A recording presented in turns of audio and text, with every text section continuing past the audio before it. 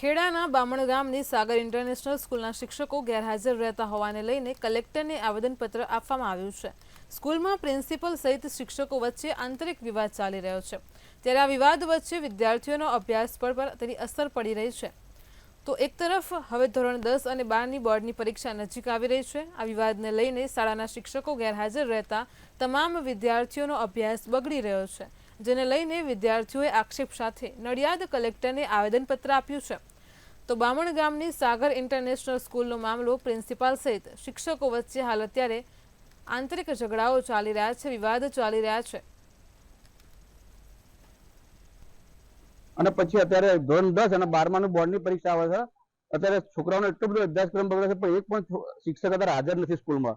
તો આનો નપાસ થઈ જાય તો જવાબદાર કોણ?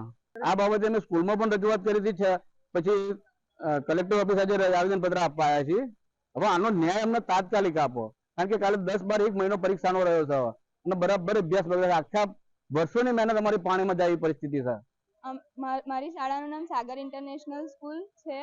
ત્યાં આગળ અમને નથી ખબર કે ટીચર્સો વચ્ચે શું પ્રોબ્લેમ થયો છે, પણ અમારી સ્કૂલના એક ટીચર છે સોલંકી દિલીપભાઈ, એ અમારા ઇંગ્લિશ ટીચર હતા। એમણે અમારા બીજા ટીચર્સ ઉપર કેસ કર્યા છે અને એની લીધે અમારે ભણવાનું ખૂબ જ ખરાબ થઈ રહ્યું છે।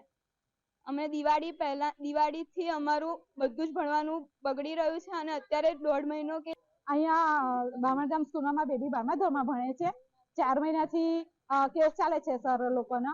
તો પહેલા ગણિતમાં 3 મહિનાથી ભણવાનું બગડ્યું, હવે કેમેસ્ટ્રીના સર પર પણ કેસ કર્યો છે, તો એ નથી આવતા, તો પછી ભણવાનું બાળકોનું બગડે છે। એટલે રહું છું તારાપુર, પણ હું બામણગામ સાગર ઇન્ટરનેશનલ સ્કૂલમાં ભણું છું। ત્યાં આગળ 3-4 મહિનાથી કેસ ચાલી રહ્યો છે। એ અંદર શિક્ષકો વચ્ચે શું થયું છે અમને કશી જ ખબર નથી, પણ અમારી સ્ટડીમાં બહુ જ આમ બગડી રહ્યું છે બધું। તમે કયા ધોરણમાં ભણો છો? હું 11th સાયન્સમાં ભણું છું, પણ આમાં બોર્ડ નજીક આવી રહ્યું છે અને બધો અભ્યાસક્રમ બધો બાકી જ છે। કોઈ શિક્ષક ભણાવવા આવતું નથી આ કેસના કારણે।